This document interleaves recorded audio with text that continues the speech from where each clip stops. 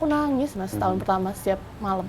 Karena menerima cerita yang datang. Baca cerita kayak orang sesederhana aku tanya, apa kalimat terjahat yang pernah kamu terima?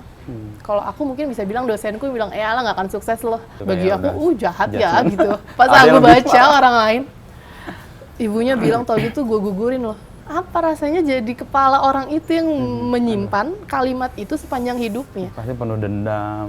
Ternyata tempat paling luka itu adalah tempat kita paling dihadirkan. Benar saat orang kasih harapan dan ngambil harapan itu paling hancur hidupnya.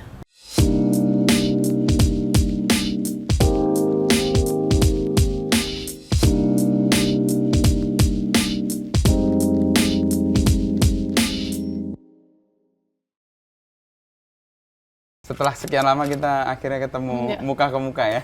Kita hanya di virtual, dunia fana itu. Terakhir sama Timi kan, kita ngobrol soal rencana yang waktu itu bikin kayak model. Benar. Yang tidak berjalan. Tidak berjalan, tapi aku terus kemudian ada project sama Timi. Dengan Farid Sefi kalau tahu. Itu vokalis Festivalis. Yang sekarang lagi banyak nanam pohon gitu. Nah, Timi kan ada inisiatif untuk membantu komunitas-komunitas menghijaukan lagi daerah-daerah yang kering, dan dia di Gunung Kidul. Oh, itu proyek dari itu. obrolan itu kemudian ketemu. Ya, belum sempat. Akhirnya sama ketemu. Timi selalu adalah hal yang kebaikan bisa dibuat. Akhirnya ketemu Sela nih sekarang, yang menebar kebaikan lewat buku ini. Gue kaget loh dapat buku ini dulu pertama. 2013 aja, gue kira-kira dapat 2014-an lah. Setelah ini happening banget, lalu gue waktu itu main ke KPG juga. Lo lihat buku ini dong.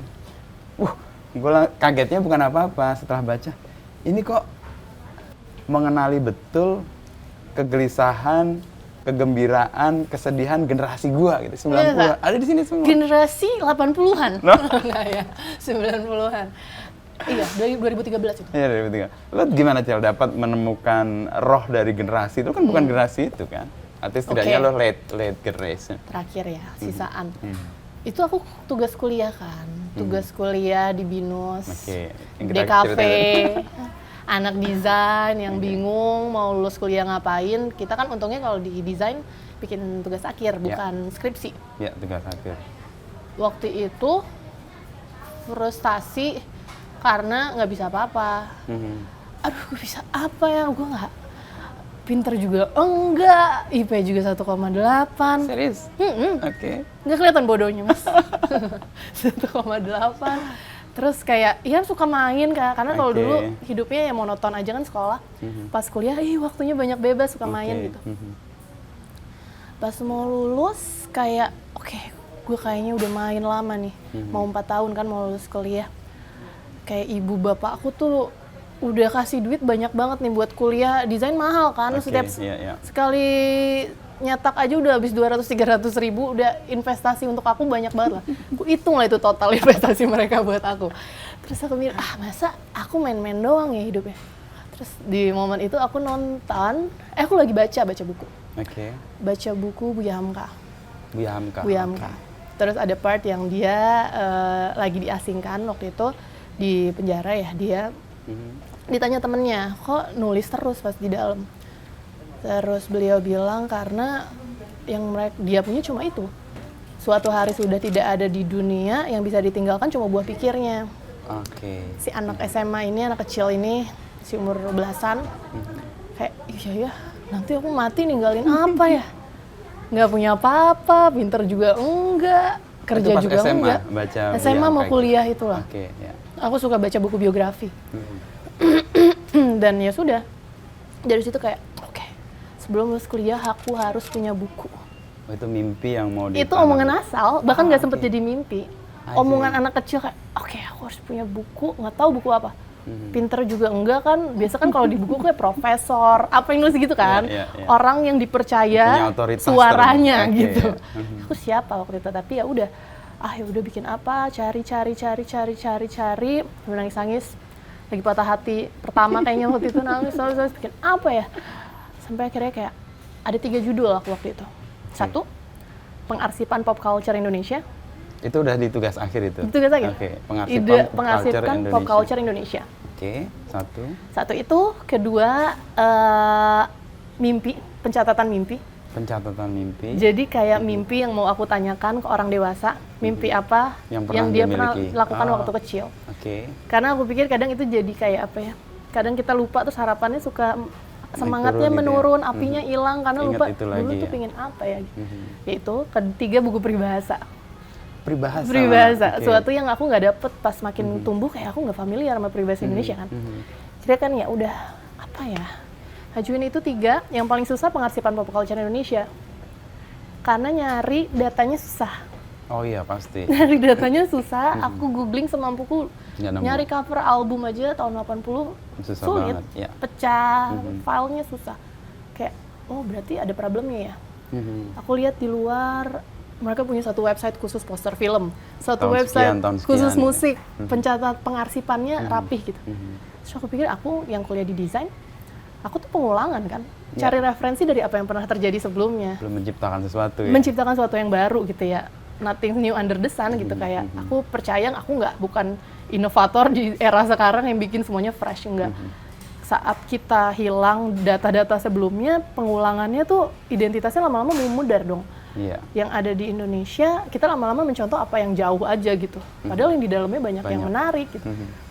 Tapi karena aku bukan sejarawan, kayak aku mau bahas yang terlalu lama, aku nggak mampu ya otakku. Jadinya udah, yang kayaknya waktu kecil aku tuh senang apa ya? Berangkat dari kesenangan masa kecil. Iya, kayak oh iya ya dulu waktu kecil tuh aku ikutan ngerekam kaset, niban kaset bapak aku. Oh, ngalamin? Ngalamin. Lagi denger radio. Aku masuk tiban Oke. kaset Lia yang ditiban Nice, gitu, ya. kayak hal-hal sederhana. Lia iya, nggak pada tahu kali ini kursus bahasa Inggris di era kami.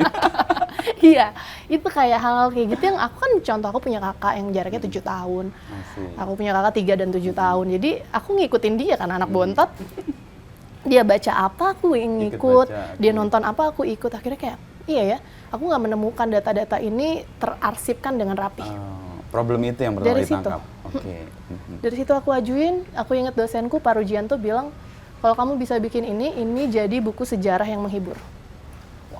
Wah, ini kombinasi yang menarik nih, sejarah yang menghibur. Iya, sejarah yang menghibur. Karena kalau ngomongin 5 tahun, oke lah kita nostalgia, 10 tahun, 20 tahun nostalgia. Tapi 10 tahun, 50 tahun, 100 tahun jadi sejarah kan. Iya, iya. Dan oke, kayaknya susah tapi hidupku terlalu gampang. Aku mau coba yang susah ini. Gimana Jadilah. men-solve problem susahnya itu? Kan kita kearsipannya kan Iya, buruk berantakan. ya. Tidak ada. Bahkan tidak ada, kalau buruk pasti masih ada ya. Nggak ada. Lalu Cela menemukan apa tadi pop culture arsip Indonesia itu berangkat dari mana? Dari Pengarsipan Indonesia. Startnya aku punya temen kerja di HAI. Ata. hai. Aku Oke. bilang, Nah, itu dulu tempat aku ingin bekerja pertama. Oh iya, pada masa itu kan kayak keren Iya, banget iya. kerja di Keren HAI, banget, gadis, betul, betul. kawanku dan Iya, iya. teman-temannya. Nah aku kayak oke, Ata di situ. pada masa itu orang baca apa ya? Hmm. Pasti media, hiburan, anak muda yang paling mencatat banyak datanya kan. Aku minta tolong, Tak, gue boleh nggak? Gue pinjem HAI dari tahun 90 Januari sampai 99 Desember. 10 tahun genap. 10 tahun. Gimana cara aku bisa tahu baca itu? Terus dia kayak, aduh nggak gampang nih datanya, karena pasti ada di arsip mereka. Tapi coba gue minta tolong ya, gue minta soft copy-nya. Ada soft copy-nya? Akhirnya aku dapet CD, Oke. kumpulan CD isi majalah HAI. Dari tahun 90 di Januari, bahkan tahun 80 akhir, Oke. sampai 99 Desember. 2000 awal. 2000 awal. Oh, lebih sedikit ya. 2000 awal, Oke. ya karena irisannya kan itu banyak Masih yang ada ya? padi dan lain-lainnya, Oke, Ceylon oke. Seven. Aku baca itu. Aku baca itu, beberapa kan familiar, aku juga ikut baca majalah abangku, aku Iya, baca iya. Gadis pada masa itu, kawanku dan lain-lain, jadi kurang lebih ke-recall beberapa memori, beberapa nggak familiar. Oke. Khususnya, aku lahir tahun 90, Persis ya. hal-hal di bawah 95 aku nggak familiar tuh. Iya, karena belum memori. belum nyampe, tapi ya. ada pembahasan itu di rumah kan. Sudah itu aku lihat, aku cari jadwal TV tahun 95 apa aja. I see. Kayak kurang lebih ada nempel tapi nggak ada. Ya udah dari itu data banyak banget. Aku coba riset di Twitter 2012. Pakai Twitter sebagai Pakai alat Twitter. riset. 2012 kan Twitter, Baru lagi semua seru-serunya. orang lagi rame di sana. Ya sudah, Oke. aku mencoba, coba deh anonim, aku bikin 2012. Aku ingat start 29 Februari 2012, which is Kabisat yang ulang tahun generasi 90-an tuh 4 tahun sekali. Iya. Dan hari itu tiba-tiba responnya baik. Sudah 2 tahun riset. Udah No. jalan itu. Iya, 1,5 tahun riset dan rilis. Dan alhamdulillah pada waktu itu lumayan lah. Iya. Untuk anak kuliah baru lulus. Itu baru lulus ya? Oke, baru lulus. Nih, kan tadi 10 tahun ya hampir. Itu kira-kira kan dari 500-an edisi lah ya. Iya. Kalau 1 tahun 50 edisi kali 10 500. Lalu kita Cella meringkaskan menjadi ini, kan ada proses memilah, lalu memilih ya. Iya. Apa yang pijakan Cella untuk memilih ini, mewakili ini, dan ketika gue baca, gue ngerasa anjir nih orang memahami banget generasi ini gitu. Oke. Milihnya gimana? Standar kerjain skripsi, interview, riset, aku bikin kuesioner. Bikin kuesioner, aku dapat berapa ribu kuesioner keisi. Tapi yang paling aku pakai memori yang paling kuat aku ingat.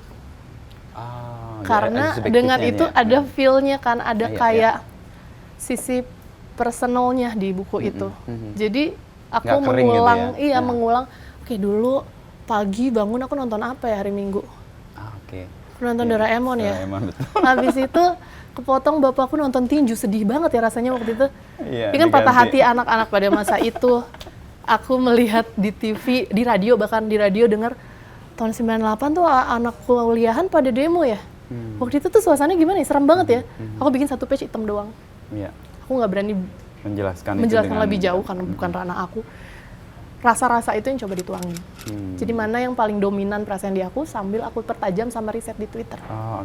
Jadi kombinasi antara pengalaman subjektif sama yang ada di kuesioner atau interview sama aku ambil 100 memori besar.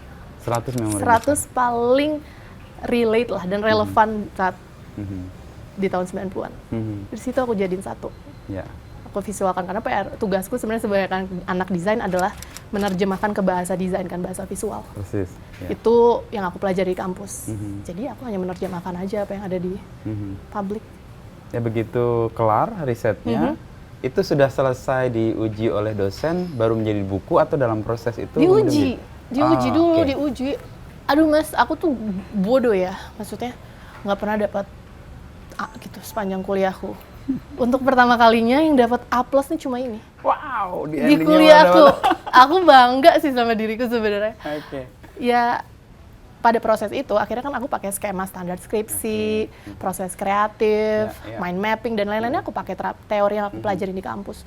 Dan setelah diuji dosen pun happy, aku total banget karena kayak ya aku belasan tahun main dari kuliah dari SMA gitu, masa di 6 bulan terakhir aku kuliah aku nggak mau serius sih. Aku terlalu serius akhirnya di 6 bulan itu. Gitu. Terlalu serius. Kayak kembali ke mimpi waktu SMA itu kali ya? Baca bikin Buya buku. Hamka, terus kebayang bahwa meninggalkan jejak dengan buku itu. Betul, itu yang aku pikir. Dan ini pesan besarnya sebenarnya di akhir adalah, ini pesan yang mau aku kirim ke anakku di masa depan. Suatu hari dia di tahun 2040, dia remaja atau tambah dewasa, saat dia tidak bisa menghargai proses, saat itu sulit dia untuk menikmati hal kecil yang terjadi di saat dia tumbuh itu. Pesannya itu ya. Jadi aku pikir gimana caranya orang bisa dia hidup penuh hari itu saat dia nggak tahu apa yang terjadi sebelumnya gitu. Dan ini yang aku coba kemas di buku itu. Tapi dalam perjalanan hidup kan memori itu kan sebenarnya nggak punya peran yang banyak ya. Yang harus kita lakukan kan hari ini sebenarnya dan masa depan juga sebenarnya kan nggak terlalu penting. Nah, pentingnya sejarah ini menurut Cella apa? Dari lingkup kecil aku sebagai anak desain, aku selalu butuh referensi. Aku selalu butuh benchmark lah. Pada era ini ada apa, seperti apa stylenya, mutu warnanya kayak apa. Aku bisa mendaur ulang kembali di sekarang gitu. Karena kapasitas otakku cuma segitu doang, seberapa ide baru yang aku punya gitu kan. Jadi sejarah atau masa lalu itu berguna banget untuk aku create inovasi baru sekarang. Karena banyak di sana yang lebih pure, maksudnya sesuatu yang mentah yang kayak dengan keterbatasannya mereka menciptakan sesuatu solusi yang sekarang udah sangat terbantu teknologi dan lain-lainnya. Dan dari situ aku ngerasa nggak bisa hidup kayak dengan kecanggihan sekarang tanpa ada proses sebelumnya. Yang lama, ya. Jadi untuk aku di bidang seni itu berguna untuk aku menciptakan pembetulan, pembaharuan, perbaikan dari yang ada sebelumnya. Dan sadar nggak ini jadi benchmarking untuk anak DKV setelah Cela? Itu impianku. Itu impianku beneran. Bener ya? Itu impianku karena dulu kan kita anak desain dapat buku desain tuh paling di Aksara. Persis, ya. Atau di toko buku, atau di perpustakaan Ya. yang sedikit, yang adanya paling buku-buku lama gitu. Ya. Sedangkan dulu belum ada Pinterest yang sudah terkurasi lah. Dulu paling Yahoo atau apa nge-search ya kan. Aku beli buku tuh susah banget. Satu buku dulu 200.000 sampai 1 juta. Ya. Buku grafis. Ya. Di Aksara Di emang harganya Aksara. segitu. Harganya range-nya segitu, 200.000 sampai 1 juta kalau lebih. kita ke bandara lah, kadang-kadang Iya, ketemu betul. ya, dan harganya pasti mahal banget. Bener. Aku cuma bisa datang setiap hari mencari referensi, nggak bisa beli kan. Bolak-balik aja. So aku pikir kok nggak ada buku grafis ya. Buku Gramedia datang, komik nemu. banyak. Komik banyak dari kita kecil. Buku novel bagus-bagus banget. Tapi buku grafis kok nggak ada, itu di bidangku ya. Aku butuh itu. Aku butuh ngobrol, komunikasi sama orang pakai visual, pakai gambar, pakai sesuatu yang tidak banyak tulisannya gitu. Aku datang ke Maspak waktu itu. Oke. Dari setelah selesai. Maspak menemukan aku lah. Oh. Bukan aku datang ke Maspak. Maspak prosesnya. menemukan aku. Iya. Tapi betul kan, satu ditemukan Betul. lalu satu mendatangi kan Iya. ya. Aku datang ke KPG. Maspak bilang kenapa buku ini harus rilis. Mas Pak men-challenge. Nanya. Selalu deh kalau ada Dia penulis nanya. dengan naskah. Nah, kenapa aku harus si rilis? anak sotoy itu 21 tahun usiaku, 11-12 tahun lalu. Oke. Aku bilang, Mas, aku tuh kuliah di kafe. Aku butuh buku referensi. Harga buku referensi itu 200 sampai 1 juta. Aku nggak mampu, Mas. Ya. Bisa dibilang keluargaku middle class. Oke. Untuk Itu middle pun class aja susah. aku nggak mampu. Apalagi teman-teman lainnya. Yang mungkin dia, bukan mungkin, kita sangat butuh. Karena untuk kita TA aja, kita disuruh bawa 3 buku visual. Ya. Buku itu biasa pinjem kakak kelas. Kakak kelas atau perpus Ya, kalau yang ada aja lah gitu. Aku hitung, DKV di Indonesia ada sekian. Oke. Aku ngomong dengan sotoy. Berapa, anggap 10% dari mereka Membeli buku ini, dia udah berapa? Aku nggak perlu di luar dari anak desain, aku buat ini dulu. At least bisa jual di bawah 100.000, itu membantu mereka. Ya. Dengan sotoynya Mas Pak kayak termakan omongan kosong itu. Jadi ini Jadilah dia yakin dan Jadi ya kemudian diterbitkan ini. diterbitkan dengan aku keyakinan anak DKV pasti beli, gitu. Karena aku dulu butuh. Dan terbukti ketika buku itu terbit, yang membeli umumnya anak DKV juga atau Tidak. cuma lihat-lihat doang anak Ternyata DKV? Ketemu pasar yang lain. pasar yang baru yang di luar Oh, prediksi. oke. Pertama rilis ini habis dalam 1 jam pertama. Ya. Di awal aneh kan Mas, anak kuliah, otaknya juga masih cetek sekali, melihat ada yang beli karyaku. Oke. Dan ya sudah, ternyata berjalan, alhamdulillahnya aku dapat respon dari teman-teman desain memang ini jadi benchmark beberapa orang gitu. Persis. Bahkan benchmark jurusan kuliah mah. DKV. Dia beberapa orang aku Iya. yang dapat kayak, oh tercapai ya mimpiku. Setidaknya adik-adik langsung nggak perlu beli buku 1 juta, dia bisa bawa salah satu bukuku ke sana gitu. Oke. Nah ini kan Cela tadi menemukan buku ini dari kegelisahannya kan, mengarsipkan itu, lalu kemudian juga di-challenge sama Pak Pax, Mas Pax kan. Ini siapa yang beli? Ya. Problem yang Cela kasih diterima tuh. Ya. Cela selalu membuat karya atau membuat proses kreatif itu memang berangkat dari sebuah problem atau Pastinya masalah yang iya. muncul gitu ya, Pastinya dihadapi. iya. Semua karyaku sangat personal, sangat personal. Selalu ada pesan yang terselubung di dalamnya. Yang mungkin saat ini dibaca orang-orang yang aku tunjukkan, itu maknanya jadi beda. Iya, iya. Dan mungkin itu energiku sebenarnya untuk bikin karya. Dan sisanya dikemas kan. Aku pernah di agensi, Iya. aku kemas dengan ilmu yang ada di agensi itu. Kreatif, marketing, ya bikin USP dan lain-lainnya. Yaitu sambil karena aku profesinya itu. Jadi 2 hal itu yang aku lakukan untuk setiap karyaku. Tapi rohnya adalah pengalaman Personal. ya. Kemudian diberi bungkus atau Diberi dikemas. sisi marketing yang mungkin nggak semua teman-teman seberuntung itu pernah kerja di agensi atau punya orang sekitar yang bisa support dia, karena kan ini kayak dunia akhirat ya, Iya. sisi kreatif sama bisnis. Sesuatu yang Kayak berbeda. dua hal nggak bisa dipisahin, satu mata koin. Kalau kreatifnya dong bagus banget, Iya, karyanya bagus kan banget, jalan. tapi nggak ada bisnisnya, akan jadi pajangan aja di rumahnya kan. Mhm. Saat bisnisnya jalan doang nggak ada soul-nya, Ya, berapa cuman, lama orang iya. bisa beli Beli dan juga percaya ya. gitu. Mhm. Itu yang aku pelajarin sebenarnya dalam proses. Mengkombinasikan itu ya antara kreatif, Kreatif dan dan bisnis. bisnisnya. Itu kenapa namanya industri kreatif ya? Iya. Harus ada industrinya, ada Betul. kreatifnya, jangan Kalau jalan yang sendiri-sendiri. kreatifnya aja, industri yang nggak ada, nggak makan, nggak lanjut juga bikin Persis. karyanya. Berarti kalau industri kan, Ya, jalan tadi kosong juga akhirnya. Bener. Ada dua yang perlu dipertemukan lah. Iya. Nah, perjalanan ini kan mengantar Cella ke NKCTHI ya. Iya. Dan itu kan kayak obrolan harian yang gue dulu menikmatinya di Instagram sih. Iya, iya. Gue pertama-tama tahu dari mana? Dari mahasiswa. Oh ya, Mas lihat ini deh. Waktu itu ada tugas gue ngajar di digital content production. Jadi di akhir kelas itu mereka harus punya project di digital untuk membuat sesuatu. Dan waktu itu dia nunjukin Cella NKCTHI. punya NKCTHI yang itu. susah disebut itu ya. NKRI aja mas, nggak apa-apa. NKCTHI ya. Nah dari situ aku, oh gila ini. Nah ini proses kreatif kan berangkat dari pengalaman subjektif juga. Atau pengalaman orang juga yang muncul di kata-kata bijak. NKCTHI. atau- Yang orang bilang, buku quote-quote doang gitu. Gak apa-apa, laku. Yang penting laku Nggak ya. apa-apa. Laku. Bu, NKCT itu ditulis 2016. Mhm. Which is Jadi ada berjarak 4 tahunan ya. 4-5 untuk- tahun ke dari NKCT. Dari generasi generasi yang ditulis 19. 2011 lah startnya idenya. Aku tulis itu nggak buat dirilis, karena itu bukan oke. aku yang ada di publik. Mhm. NKCT itu bukan orang terdekat aku, kenal aku yang suka bercanda, ketawa-ketawa doang, hidupnya seakan kayak nggak ada masalah gitu. Mhm. Saat dikasih NKCTI kan kayak, ini pura-pura apa Problemnya. gimana sih ini orang? Aku tulis waktu itu di notes HP, 2016, atasnya gini, ibu takut lupa rasanya muda, ibu tulis pesan ini untuk kita. Oke. Itu pesan personal aku sebenarnya untuk Untuk anakku di diri masa sendiri. depan. Oke. Untuk anakku di masa depan, aku tulis setiap hari. Kalau aku ketemu siapa, aku belajar. Misal aku ketemu tukang somai di jalan, aku selalu ngerasa aku tuh kosong setiap ketemu orang baru. Mhm. Banyak yang bisa aku pelajarin dari mereka dan itu aku tulis.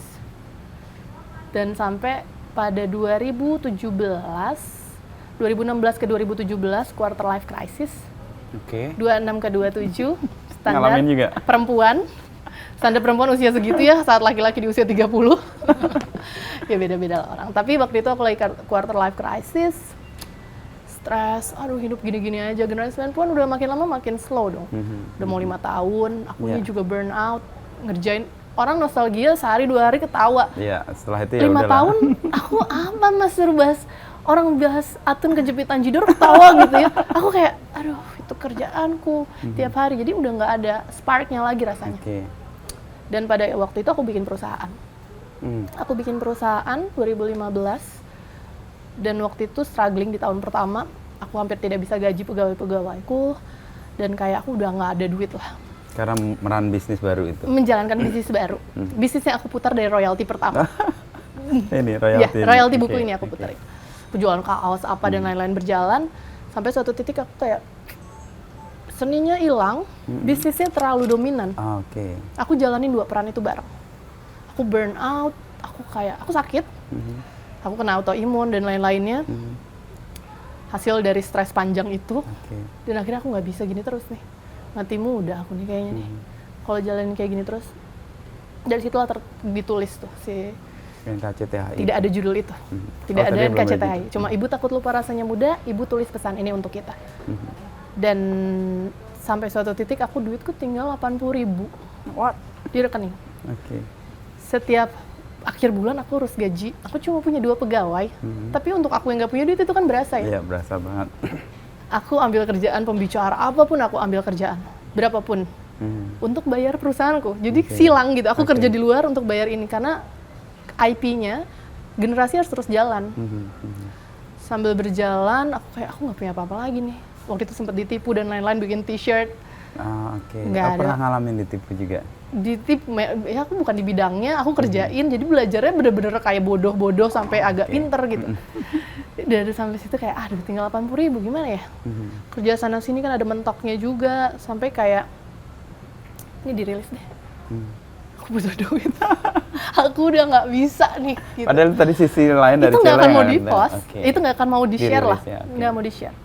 Butuh duit nih. Aku tunjukin ke satu temanku waktu itu. Gimana? Bagus banget lagi. Responnya. Ini lu yang gue temuin di jam 2 pagi. Dini Bukan hari. yang orang temuin lu di jam 2 siang. Bukan. Beda sama sekali. Beda. Generasi 90-an tuh orang temuin di siang hari. Di kampus, Iya, lagi ketawa-ketawa. ceria gitu. Oke. Ini yang orang gak banyak temuin, lu di jam 2 pagi. Sendiri, hening. Dan ya dari situ gitu ya. Ya udahlah, aku butuh duit. Aku ingat aku bikin rekaman. Oke. Aku bilang, judulnya KCTHI. Langsung tuh. Aku rekam malam itu jam 3 pagi. Nanti kita cerita tentang hari ini. Covernya itu adalah jendela. Yang sebenarnya itu adalah setiap malam seorang ibu lagi membacakan dongeng untuk anaknya. Oke. Itu dia lagi ngobrol. Surat yang dia kirim waktu dia muda. Dia baca surat itu datang satu persatu di halaman rumahnya, dia bacain setiap hari untuk anaknya. Dengan maksud suatu hari si ibu ini menua, dia lihat orang-orang sekitarnya yang saat menua, dulu dia bilang nggak mau jadi kayak gini. Tapi semakin tumbuh kadang kita lupa. Kadang kita jadi orang yang kita benci. Iya, iya. Kayak aku nggak mau jadi Tapi pembohong. malah jadi. Tiba-tiba aku jadi kayak pembohong. Aku nggak mau jadi A, B, C. Dan nggak ada yang bisa ngingetin selain diri kita sendiri. Kalau orang lain rasanya defensif gitu kayak, kalau sekarang gini, sekarang gitu, ya? sulit lah. Jadi aku pikir, wah aku nggak mau menua dan mengeras. Satu-satunya yang bisa ngingetin aku bukan orang lain. Tapi diri sendiri. Pesan yang aku dapatkan saat aku umur-umur produktif itu. Dan itulah yang KCTHI. Itu storytelling di malam hari, makanya tulisannya nanti kita cerita tentang hari ini. Aku lagi ngomong tentang apa yang terjadi waktu itu di masa sekarang. Dan ternyata kita itu jadi spirit yang besar dalam prosesnya, yang kita itu ternyata jadi cerita banyak orang. Persis, nggak melulu personal tanpa aku lagi. sadari, iya. Kata kita tadi. Kata itu, kita itu dalam proses kreatifnya, aku akhirnya ngobrol di Instagram Story. Iya. Aku buka forum cerita yang tanpa aku sadar, kayak aku bisa terima 2.000 sampai 7.000 cerita pada masa itu. Banyak banget. Dari satu posting atau dari satu? Dari satu pertanyaan. Merinding nih gue. Dari satu pertanyaan, dan aku pun nggak pernah nyangka, Mas. Ya, aku dulu anak kecil yang oneng ini, kok bisa dipercaya dikasih cerita itu sangat orang pribadi. Kan? Iya, iya, iya. Sekedar pertanyaan, apa makna Bapak untuk kalian? Di kepalaku, Bapak tuh pahlawan. Bapak tuh sosok kuat, nggak pernah nangis, nggak pernah apa. Ternyata. Pas aku buka, balon di kepalaku, bubble-bubble tuh kayak diletusin. Dan bilang, Bapak tuh penghancur hidup gue. Bapak itu orang pertama yang kasih gue harapan, dan orang pertama yang ngancurin harapan gue. Kan itu aku nggak pernah nyampe situ, Mas. Iya, iya. Aku nggak pernah tahu sisi itu saat aku nggak dengar. Iya. Dan lagi-lagi, aku bertugas untuk merangkum waktu itu. Oke. Merangkum ratusan ribuan cerita orang itu jadi satu kalimat yang tidak menyudutkan siapapun. Untuk semua perasaan yang tadi terkumpul. Gimana ya? kata Bapak ini tidak membuat orang lain ngerasa, kok Bapak lo Menyerang. enak ya? Kok Bapak gue jadi kayak jelek ya? Kok gue jadi lebih buruk daripada lo? Itu yang aku coba, ramu. Gimana cara saya bikin satu kata cerita tentang Bapak tanpa ada satu orang pun merasa lebih buruk daripada orang lain. Jadilah yang KCTHI. Polanya gimana? Cela merenungkan itu kah? Atau mengendapkan sekian lama baru ketemu kah? Atau mencatat? Mukjizat dari Allah. Aku nggak tahu. Aku nggak pinter. Aku bukan orang pinter yang tahu teori penulisan yang betul tuh apa. Aku nggak. Tapi menyarikan ratusan pendapat orang, subjektif experience itu. Aku masuk. Jadi, aku masuk. Ternyata tanpa sadar aku masuk ke cerita mereka. Itu yang bikin aku tenggelam. Aku sakit juga di situ. Oke. Setahun aku denger cerita non-stop. Dari aku orang-orang adiksi. Ya. Wah, aku itu kekuatan kata kita tadi itu ya. Itu ternyata kita itu powerful banget. Orang ngerasa satu. Tidak ada satu orang pun yang pegang akun itu kecuali aku. Aku nggak punya hati untuk bahkan kakakku gitu aku kasih. Pegang itu. Kalaupun misalkan ada kerjaan atau apa, jangan sampai lu buka DM-nya ya. Di sana ada hidup orang lain yang sebenarnya gue nggak berhak untuk membukakan ke orang membuka lain. itu ke orang lain. Karena dia trust ke Cela kan. Iya. Dan itu problemku adalah aku terlalu tenggelam sama suatu hal biasanya orangnya. suka interest sesuatu masuk ke dalam sedalam-dalamnya. Setahun itu aku buka cerita, beberapa orang hampir bunuh diri. Aduh. Aku nggak punya basic, Mas. Aku bukan psikolog. Iya. Gimana membantu mereka untuk... Iya. Tapi yang aku tahu saat aku sulit dan aku nggak punya harapan, aku cuma pengen ada orang dengar keluhan aku. I see. Dan tidak semua orang seberuntung aku, lahir ada bapak ibunya, ada teman-temannya, ada kakak.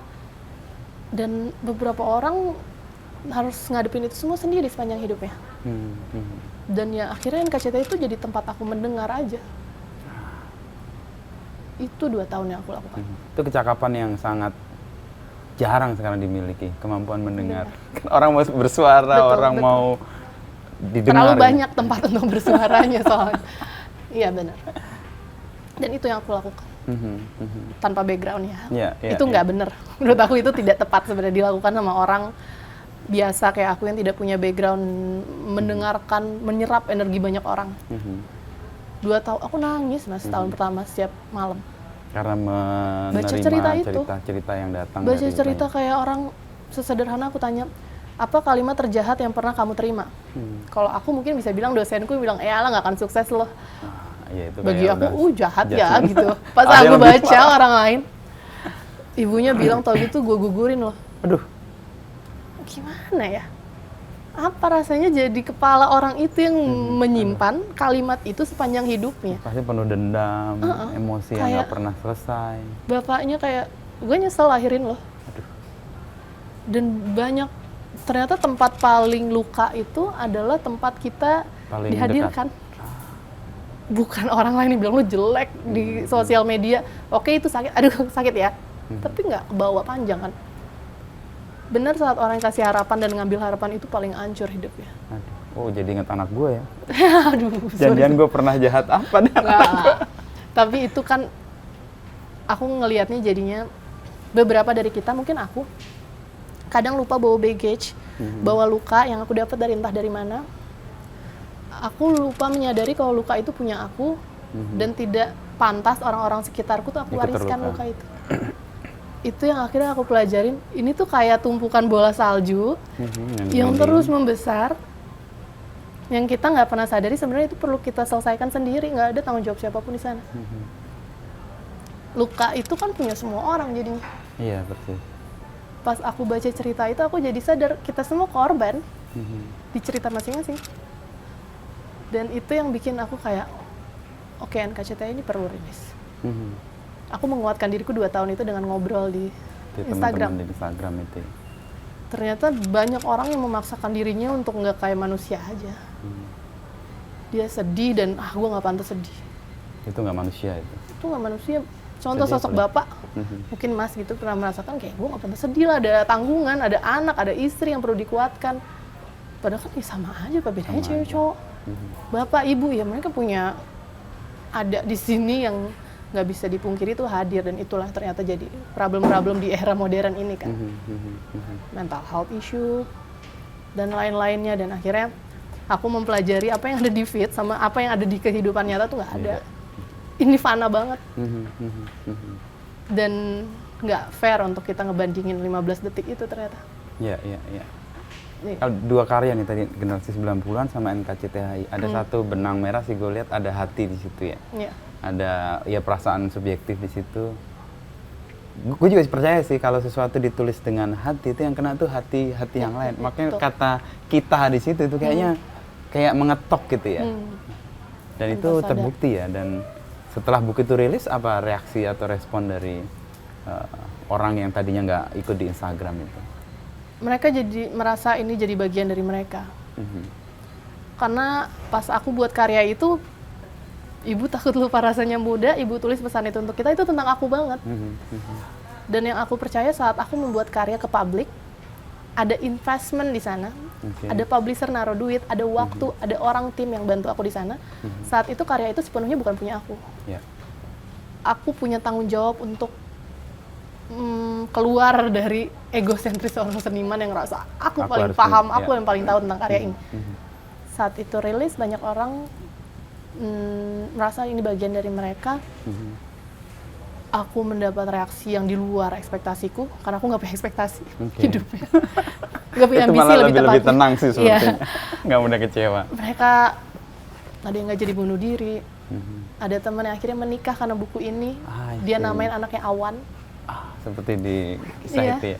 Ada yang akhirnya untuk pertama kalinya dia beranikan diri ngomong sama ibunya. Dia nggak pernah ngobrol dengan orang tuanya. Dingin, di rumah tuh dingin. Setelah baca itu dia Setelah ada baca itu dia berani. ngobrol. Itu bukan kemampuan aku, Mas. Itu di luar kemampuan aku. Iya, iya. Aku ngerasa aku dititipin, aku percaya setiap manusia, teman-teman di sini dititipin satu hal baik Peran, ya. dari pencipta yang tujuannya untuk diberikan ke lebih banyak orang. Kebaikan-kebaikan lain gitu Iya. ya. Dan aku ngerasa itu di luar kemampuan aku nggak pinter, Mas. Bukan orang pinter yang bisa menyentuh hati orang sedalam itu dengan strategi apapun.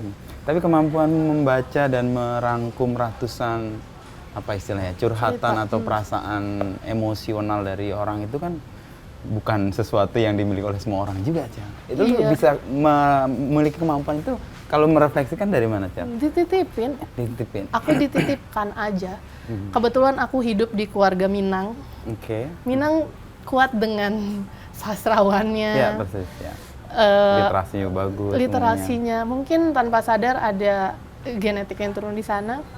Ibuku seorang seniman, dia kerjanya menyulam, menjahit, membuat kaligrafi, nulis. Wah, itu kerjaan-kerjaan reflektif banget itu. Iya, bapakku Tenang. pengusaha, logik banget, ibuku hati banget. Kakakku tuh penulis dari kecil, Asik. aku suka ngambil diary-nya. Abangku tuh suka gambar, aku suka ngambil, lihat aku cuma kayak, bagus, abangku keren, kakakku keren, ibuku keren, bapakku keren, aku nggak bisa apa-apa.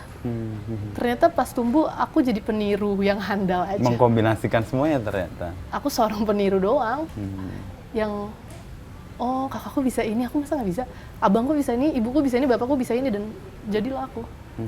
Dititipkan blessing sama Allah untuk ngasih sesuatu ke dunia, dan ya sudah, tugasnya segitu aja. Dilanjutkan ketemu orang-orang hebat lainnya, film, musik, dan lain-lainnya itu diteruskan sama mereka. Oke. Nah, ketika produk ini jadi kayak generasi 90-an, NKCTHI, Cella membayangkan ini akan meluas seperti sekarang nggak? Atau ya nggak ada ekspektasi kayak tadi bayangannya? Aku pemimpi, Pemimpi. tapi aku nggak punya ambisi. Asik, pemimpi tapi nggak punya ambisi. Aku Berarti nggak mau bangun tidur dong? Aku suka banget tidur, aku suka banget malas-malasan, Mas. Aku kalau bisa bermimpi nggak ngapa-ngapain hidup. Cuma aku pemimpi, anak kecil, kebayang nggak anak kecil di sebuah komik, Chibi Maruko-chan, pemalas, anak pemalas yang suka, aku mau makan permen, aku mau Tapi punya... nggak melakukan apa-apa? Iya, aku pemimpi. Oke. Impianku pengen punya toko permen, kayak bener-bener anak-anak yang begitu aja, sampai besar dia tanpa sadar badannya tumbuh menjadi dewasa, dalamnya masih anak-anak. Dan aku punya mimpi, aku suka Astro Boy. Aku lihat, kok dia dari aku kecil, aku ngefans, sampai aku udah dewasa, mereka masih ada ya? Aku masih suka sama karyanya, gimana caranya? Doraemon, Iya, iya. masuk ke keseharian kita, udah meninggal kreatornya. Tapi tetap karyanya jalan. hidup. Aku duplikasi. Kok mereka bisa ya? Kalau aku mati, nanti karyaku mati juga. Teman-teman yang kerja bareng aku mati juga. Nggak bisa, kayak gini nih kayak cara kerjanya. Dari situlah nyari. Gimana caranya satu karya bisa hidup walaupun penciptanya sudah mati. Aku cari bentuk itu dengan duplikasi di Jepang, Iya, iya. Marvel, Disney, dan lain-lainnya. Ya itulah yang lagi kita pelajarin di perusahaanku sekarang. Oh, oke. Jadi kayak melihara IP juga ya, Pengembangan membangun itu, IP. pengembangan IP. Tapi benar sih kata orang, tadi soal buku tadi ya. Ada 3 hal yang bisa melampaui hidup kita yang fana. Menikah dan punya anak, menanam pohon, dan menulis buku. Oh iya? Menulis buku, 3 itu. Aku mau nanam pohon sama punya anak belum, untung aku udah Tapi nulis buku. udah ya. Iya, betul. Paling enggak, apa yang sudah kita taruh Iya. akan dikenang lebih panjang. Dan ini sih pasti sih, dari generasi ke generasi. Ini anak-anakku, Mas. Perkenalkan.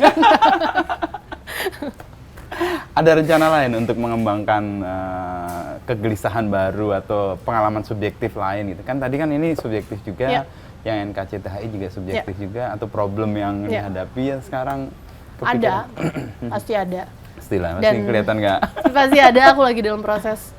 Tapi yang itu, akhirnya aku sadari, aku tuh ngerasa lompat-lompat. Generasi kayak NKCTI moodnya beda kan. Beda, tapi aku menemukan satu kesamaan. Benang merah. Ya. Satu benang merah yang aku sadari, aku sekarang baru buat 5 buku, mau 6. Satu kesamaannya adalah ternyata selama aku membuat karya, aku tidak pernah hidup sekarang. Tapi hidup di? Semua karyaku tuh mesin waktu. Generasi itu balik Ya, ke tahun 90-an. NKCTI itu maju ke 2024. Oke. Kamu terlalu banyak bercanda, prequelnya itu mundur ke 2008. Dan untuk pertama kalinya aku buat buku yang sekarang. Kayak ternyata itu mencerminkan diriku. Ya, mesin waktu tadi itu ya. Diriku secara pribadi yang tidak pernah hidup sekarang. Aku hidupnya di fantasi, selalu di sesuatu yang fantasi, fana gitu. Entah memori yang udah lewat atau sesuatu yang belum terjadi. Aku ternyata tumbuh bareng karyaku. Oke. Itu menyenangkannya ternyata membuat karya. Aku hidup terlalu terplanning. Suatu hari aku bikin buku, aku mau apa. Aku nggak, ternyata pada masa sebelum sekarang gini, sebelum pandemi khususnya, aku hidup sama sesuatu yang abstrak banget. Yang nggak ada, nggak bisa dipegang. Masa lalu, masa depan kan. Dan untuk pertama kalinya aku sekarang lagi membuat karya yang tidak tentang mesin waktu, tentang hidupku, tentang hari ini aja, apa yang real. Dan ya itu ternyata tumbuh bareng karyanya. Aku Jadi, baru sadar pas sudah kayak, iya ini tentang ini. Ini yang aku hadapin waktu umur segini ya. Dan menariknya ya kita tumbuh aja bareng karya. Iya, iya.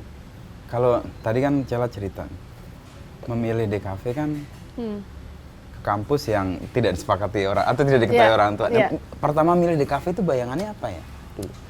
Karena matematikku di rapot bayangan tuh nilainya 18. 18 dari skor 1 sampai? 18 dari 100. Wow! Aku inget aku ambil rapat Itu bayangan. bayangan kelas 3 SMA. Aku nih lagi duduk, terus aku lihat nilaiku kan, aku ketawa gitu. Terus aku bilang sama ibuku, Mam, masa bisa ya nilai sama umur sama? Terus ibuku juga ketawa, iya gitu. Terus gurunya tuh mau marah, mau berharap aku dimarahin nih kayaknya sama ibuku. Tapi enggak? Tapi enggak, karena memang keluargaku menomorsatukan kebaikan daripada pendidikan gitu. Jadi dari situ aku mikir, apa kampus yang nggak ada matematiknya? Karena itu klunya. 13 tahun aku sekolah di sekolah Islam. Sekolah di sekolah Islam, dan aku diajarkan untuk ikhlas. Apa yang kita berikan tidak perlu kembali. Apa yang kita kasih sepenuhnya karena kasih sayang, bukan karena sesuatu yang diharapkan balik. Aku kontradiktif dengan mempertanyakan kenapa 1 tambah 1 harus 2 kita hitung. Ini di pelajaran agama ikhlas. Itu, ya. Semuanya berdasarkan kasih sayang, bukan karena perhitungan. Jadi kayak itu aku nggak kesana tuh passionnya. Jadi aku pilih desain. Karena kayaknya cuma itu satu-satunya kuliah yang nggak ada matematiknya. Ternyata aku salah. Di dunia nggak ada yang nggak ada matematiknya. Aku terlalu naif. Nggak ada ternyata. Semua tuh ada hitungannya. Ada betul. Dan ya untung aku kecebur di sana. Mentalku terbentuk di situ ya. Tapi kan ada kesempatan untuk membohongi orang tua kampus yang dipilih. Itu gimana? Apa pertimbangan Cella gitu? Karena aku pemalas, aku udah bilang aku nggak ambisius. Di kepalaku, aku akan kuliah 1 tahun, terus aku putus kuliah, terus aku nikah. Itu imajinasi terbaikku waktu SMA. Aku apa ya, kuliah yang murah aja deh. Murah dalam artian aku nggak ngerepotin banget orang tuaku gitu. Ya waktu itu orang tuaku taunya aku akan kuliah di sekolah kampus internasional, dan pas aku datang ke sana sama temanku, harga formnya 1 juta. Formnya doang? Mahal banget, nggak mau lah. Search apa kampus lebih murah ya. Tetap nggak murah juga sebenarnya, cuma ya 30%-nya lah lebih, dari itu. Ya, murah. Di saat teman-temanku daftar negeri, aku di pendaftaran pertama, kan biasa kalau tes kampus kan ada gelombang 1, 2, sampai berapa ya? 3. Aku di gelombang 1, aku udah yakin aku mau kuliah di sana. Karena aku cek harganya oke. Terus aku nggak akan masuk negeri kalau aku bodoh gitu kan. Di kepala aku tuh aku nggak punya ekspektasi sama diriku. Udahlah masuk sana, kita daftar, desain kali ya, kayaknya desain gambar-gambar doang. Terus juga kayaknya kayak nggak usah rapi-rapi gitu bajunya. Untuk aku yang hidupnya patternnya itu tuh doang 13 tahun, kan bosan. Satu tempat, temennya itu aja, kayak aku butuh sesuatu yang lebih santai. desain itu kayaknya tepat. Ya udah, akhirnya aku daftar. Orang tuaku nggak tahu kalau gedungnya tuh di sana. Dia baru tahu kayak tahun kedua atau ketiga gitu. Akhirnya baru tahu anaknya ternyata kuliah di tempat gang yang banyak angkotnya itu.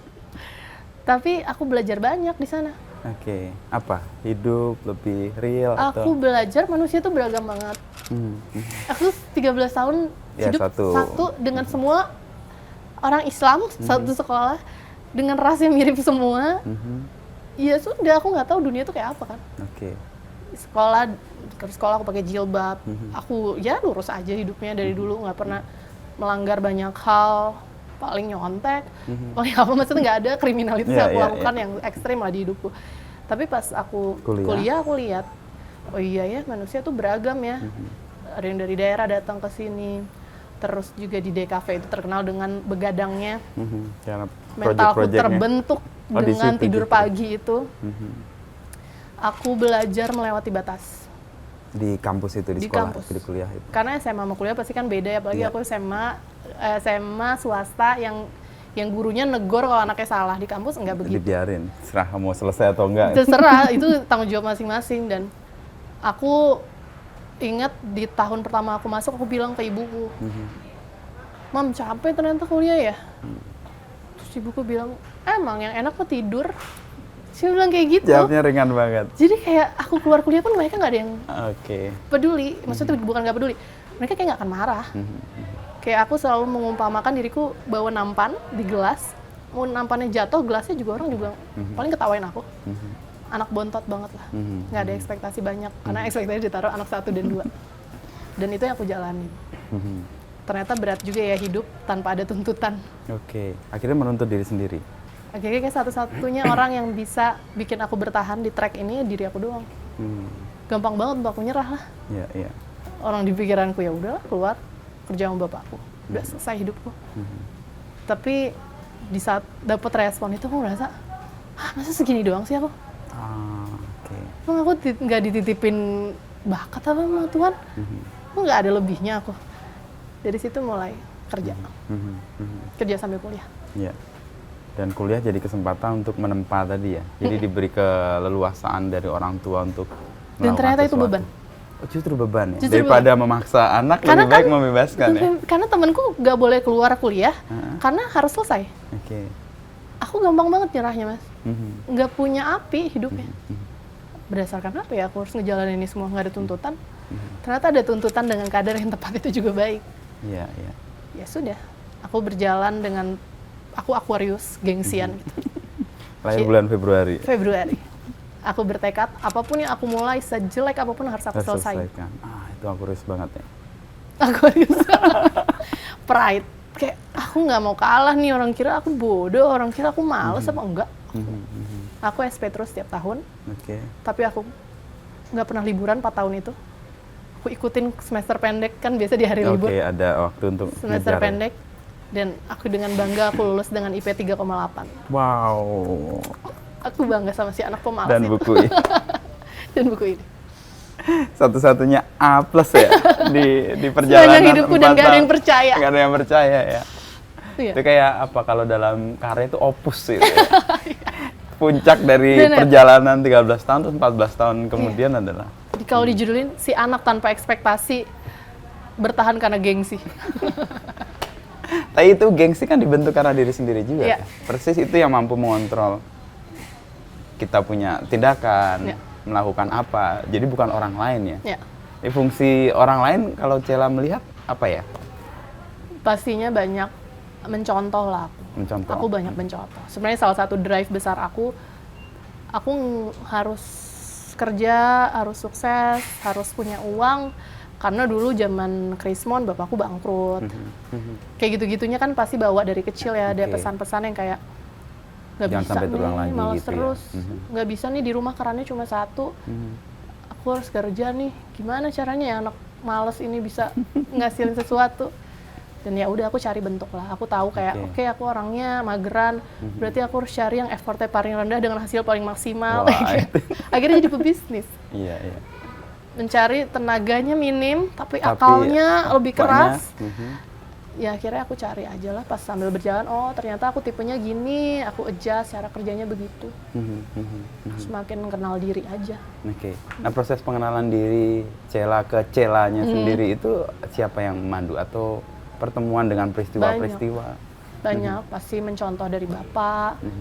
Bapakku lulusan SMP.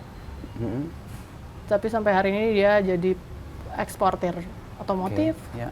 Kayak aku jadi nggak ada alasan deh kayak untuk orang tuh mau bilang keterbatasan tuh nggak ada. Contohnya di aku untuk keterbatasan tuh bikin kita nggak kemana-mana. Bapakku, aku lihat ibuku menikah muda, dia belajar sambil diprosesnya.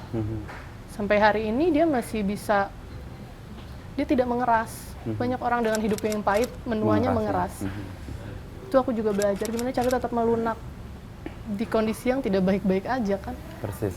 Itu seni yang tinggi itu karena nggak bisa. Biasanya kita kalau menghadapi sesuatu mengeras. Tapi kita bisa melunak. Reaksinya semuanya jadi serba panasan, serba apa. Kayak gitu kan banyak yang harus dipelajari dan aku masih belajar. Dan itu ya sambil berproses, aku ketemu orang baru, ngobrol banyak hal dan akhirnya kayak semakin aku tahu banyak, semakin aku tahu aku nggak tahu apa-apa. Itu kebijaksanaan hidup banget. Tapi di NKCTHI kutipan-kutipan itu tercermin sih. Kelenturan, kelunakan. Itu pura-pura, kan, Mas. Jam 2 dini hari kan? Pura-pura. Tanpa alkohol dan narkoba. Menemukan itu. Enggak, itu bercanda teman-teman. Kalau bikin karya meledak harus ya sadar dulu dong. Enggak juga. Benar, ya udah begitu aja titipannya. Tapi ciri hidup memang lunak sih. Sesuatu yang mati kan masih keras. Orang meninggal kan kaku segala macam. Iya, betul. Semua yang hidup pasti lunak. Jadi kalau kita mau merayakan kehidupan ya merayakan kelenturan dan kelunakan kita kali ya. Iya, nggak mudah. Iya. Nggak tahu setahun ke depan, 5 tahun lagi apa yang dihadapi, tapi at least. Tapi yang kata orang-orang buku yang kutipan-kutipan itu menyelamatkan banyak orang. Iya. Pengalaman ketemu dengan mahasiswa gitu ya. Kalau dia dapat sesuatu masalah, dia menunjukkan sebuah kata-kata yang menurut dia menguatkan. Dan itu kan di era yang nggak tahu mungkin pas juga ya. 4 tahun atau 5 tahun terakhir kan isu mental health ini tinggi banget ya. Iya. Cela memahami ini sebagai titik temu atau emang pas barengan aja? Pas aja. Pas aja. Aku nggak sepintar itu mengkalkulasi 5 tahun lagi akan mental health isu akan naik. Enggak, tapi itu emang karena jalan bersamaan dengan apa yang Pas dialami. buku ini rilis, aku dihadapi oleh Mas Pak ngajak aku untuk isi panel di depan senior-senior Kompas, penulis-penulis senior. Mau mati nggak tuh, Mas? Penulis baru disuruh ngomong di depan semua penulis-penulis senior. Ya. Tega banget sih. Si anak kecil ini. Si anak nggak ada otaknya, terus tiba-tiba kayak, oke, aku ngomong apa ya? So aku takut banget di situ. Karena aku tahu aku bukan penulis, bukuku tulisannya dikit. Tapi orang nyebut aku penulis, ya udahlah aku penulis aja deh, terserah deh. Dan aku harus ngomong di depan penulis yang tulisannya banyak banget di buku ya. Tapi kategori penulis buat penerbit itu bukan teks loh. Oh ya? Penjualan. Nanti Mas Pak kita tanya. Bener. Itu approving pertama untuk mengatakan dia penulis nih. Soalnya jadi buku ya. Masa kalau buku yang bikin apa? Masa penyulam? Iya, itu di situ aku ada profesor, dia meresearch tentang mental health. Di tempat itu. Itu buku kalau nggak salah baru rilis kayak berapa hari, berapa minggu. Terus dia bilang di tahun 2020, menurut data isu mental health akan jadi hal yang bahan pembicaraan di Indonesia. Aku kayak, oh iya, nggak ngerti. iya kayaknya sih gitu doang. Tapi sambil aku berjalan, oh bener ya? Bener ya? Teknologi tumbuh bersamaan dengan ketidakwarasannya aja. Dan manusia perlu balancing itu kan. Iya. Dan ternyata ya semuanya tepat aja waktunya. Dititipinnya ke aku, udah gitu doang, nggak ada lebihnya. Bisa jadi titipin ke Mas, bisa titipin ke kamu. Udah waktu itu dititipinnya ke aku, jadi ya sudah. Enak banget nih hidup kayak Cela nih, jadi nggak merasa bahwa dia punya peran. Emang nggak ada peran. Kecuali aku jadi baju Mas ya. Soekarno. Nah, udahlah aku sombong kayaknya. Makanya aku nggak dikasih itu. Aku percaya titipannya udah sepas-pasnya manusia lah, udah. Dikasihnya ke aku ya udah. Tapi di dunia ya di desain komunikasi visual jadi sesuatu lah. Saya ada beberapa teman anak DKV yang punya mimpi mirip Cella. Lulus mengeluarkan buku grafis. Entah kapan akan selesainya, tapi itu jadi sebuah benchmark yang baru ya setelah Cella. Lalu yang kedua, buku model-model kayak gini kan jadi kayak tren ya.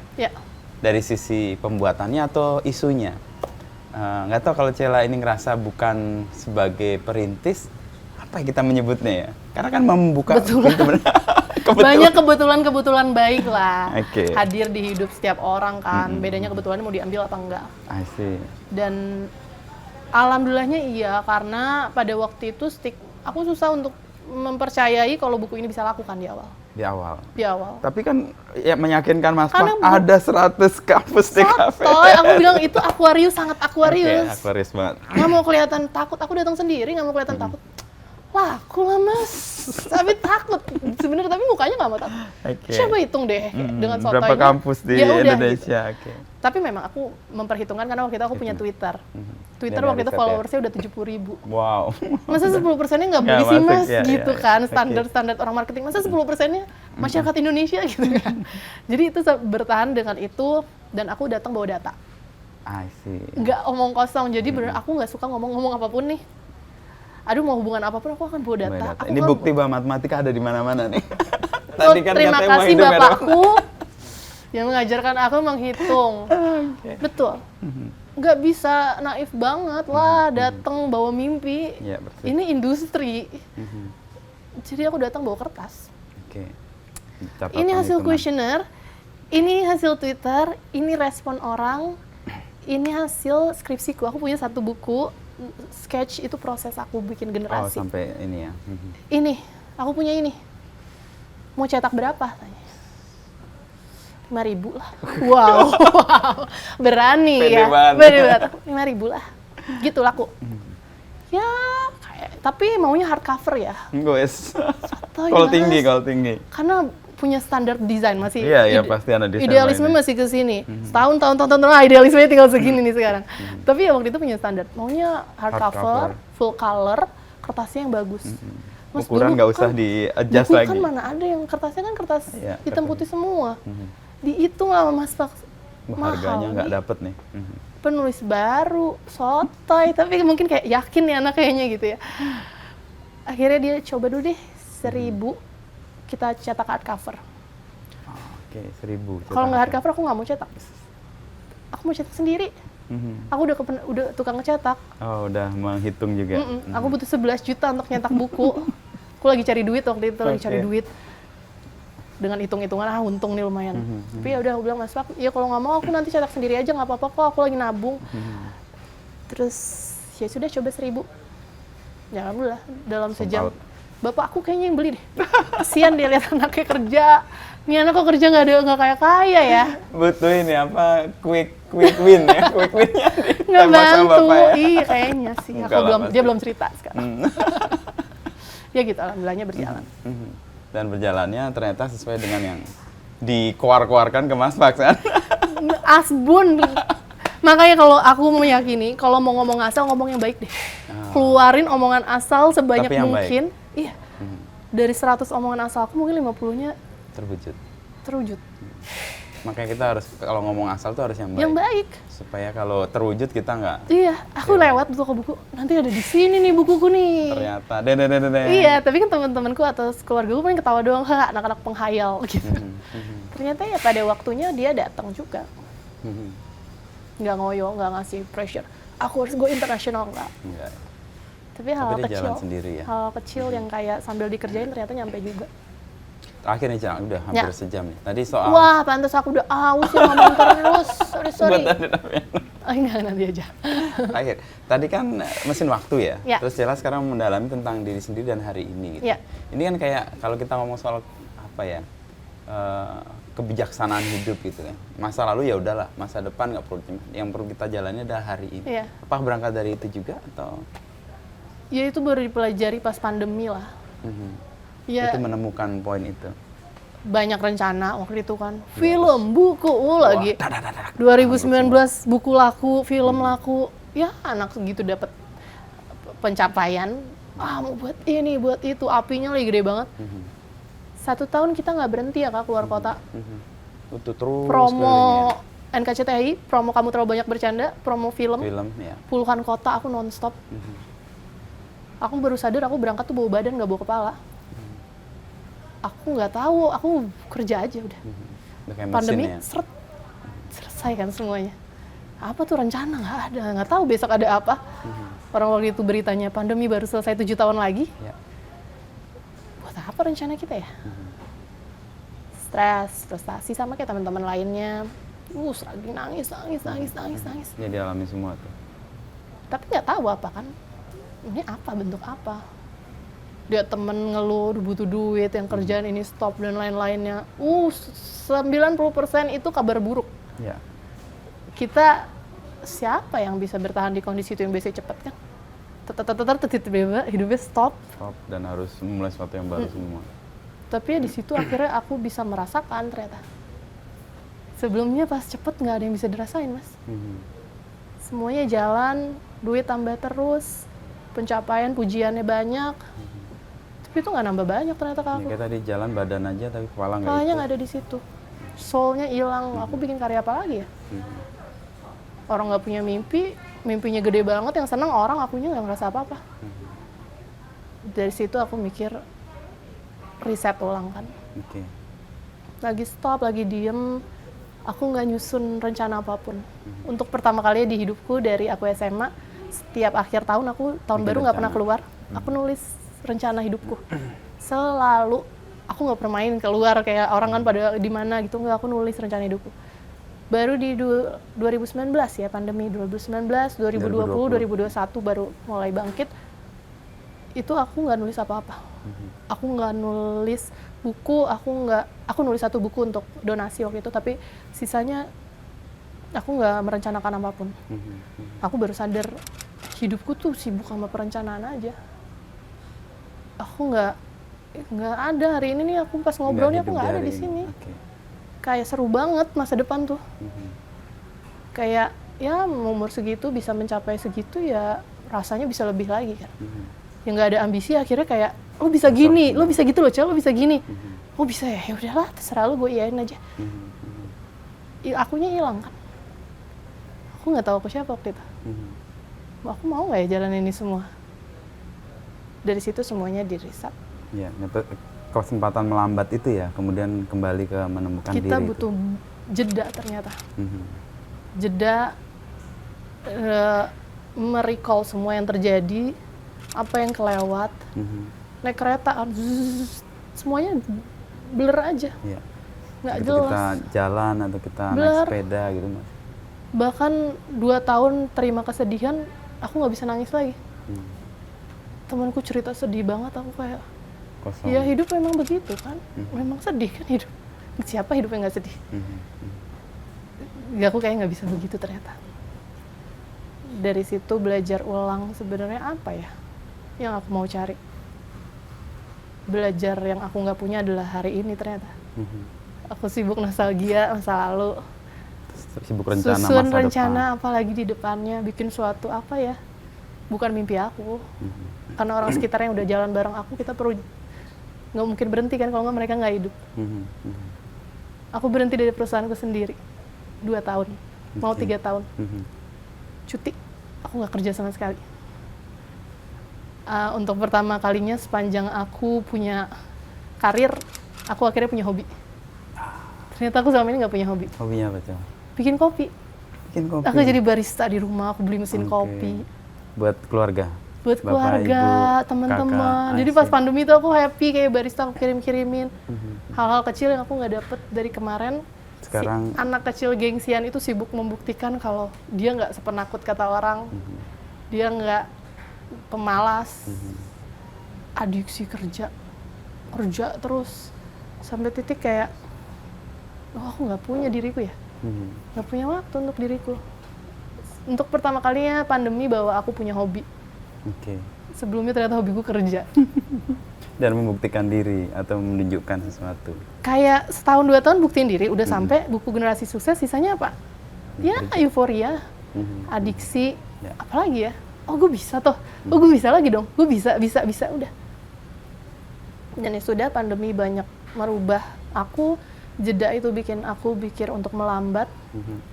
Walaupun kata melambat itu nggak sesuai untuk diterapkan ke semua bagian atau orang.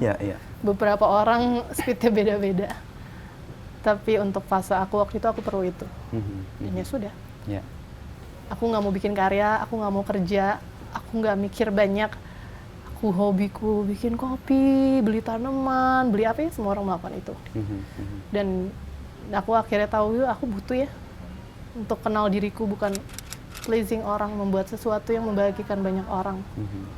Dan ya, di buku ini kayaknya untuk proses pertama aku bikin yang lebih real gitu, yang ada sekarang. Dalam ada ungkapan carpe diem itu di situ juga, atau seize the day gitu ya, menikmati atau bukan menikmati, menjalani hari ini gitu ya, sepenuh-penuhnya, tidak cemas ke masa depan dan tidak mengutuk masa lalu gitu ya.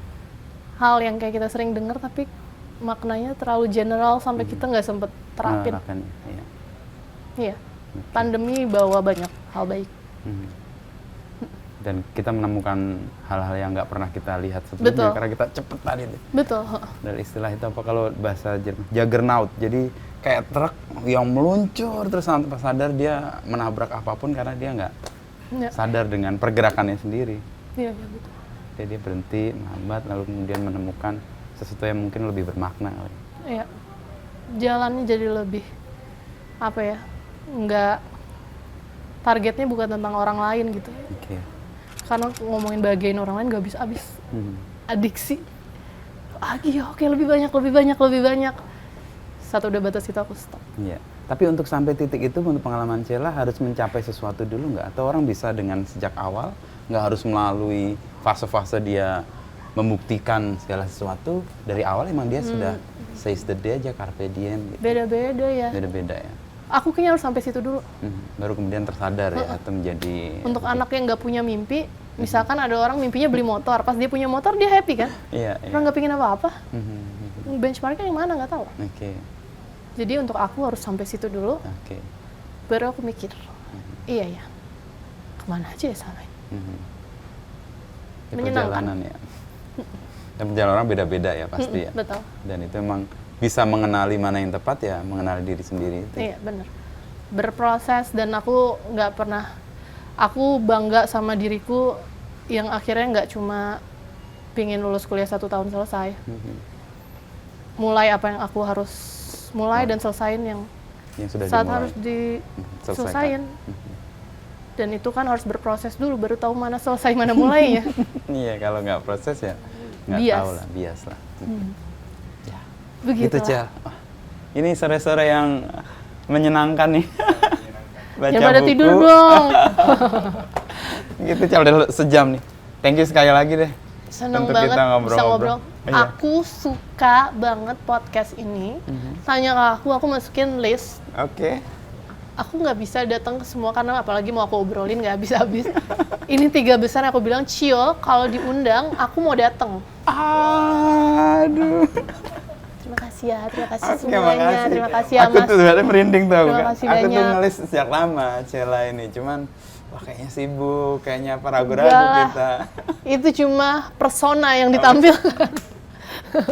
Aku senang sekali kemarin direspon, wah ya makanya ini dimungkinkan aku hari ini. Aku nunggu ya Kak ya. Senang banget bisa ngobrol. Terima kasih banyak. Tapi ya. Tapi ingatan semua. soal tadi menulis sih meneguhkan banyak wartawan sih. Banyak wartawan kan nggak punya buku ya. Dan ya kita bisa menulis setiap hari banyak gitu ya.